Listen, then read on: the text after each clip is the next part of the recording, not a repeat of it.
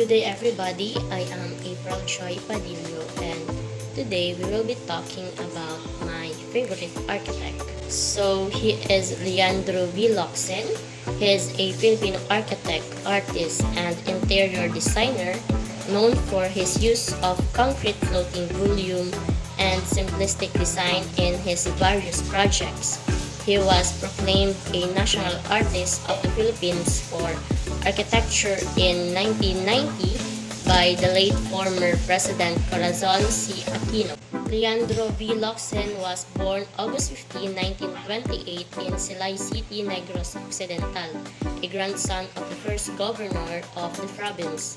He later studied at De La Salle Brothers in 1935 before returning to Negros due to the Second World War. He returned to Manila to study pre-law before shifting to pursue a bachelor's degree in music at the University of Santo Tomas. Although he was a talented pianist, he later changed again to architecture just a year before graduating. He was married to Cecilia Yolo, to which he had two children, one of whom is also an architect. Leandro Locsin was in some ways a quintessential Renaissance man. In his visit to United States, he met some of his influence, Paul Rudolph and Eero Saarinen. It was then he realized to use concrete, which was relatively cheap in the Philippines and easy to form for his buildings. In 1969, he completed what is to be his most recognizable work, the Theater of Performing Arts, now the Tanghalang Pambansa of the Cultural Center of the Philippines. In 1974, Locsin designed the Folk Arc Theater, which is one of the largest single-span buildings in the Philippines with a span of 60 meters. It was completed in only 77 days in time for the Miss Universe pageant. Locsin was also commissioned to build the Philippine International Convention Center, the country's premier international conference building, and the seat of the Vice Presidency. The National Theater building within the complex is a good example of Locsin's trademark style, known as floating volume.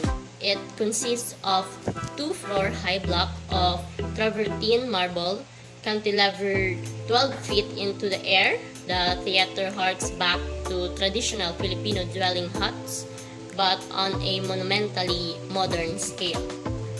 His ability to make this most monolithic of materials appear weightless and to elegantly combine Western brutalism with vernacular elements led Locsin's peers to dump him the poet of space. Each Locsin's building is unique and easily recognized as a Locsin because of the recurring motifs of floating volume.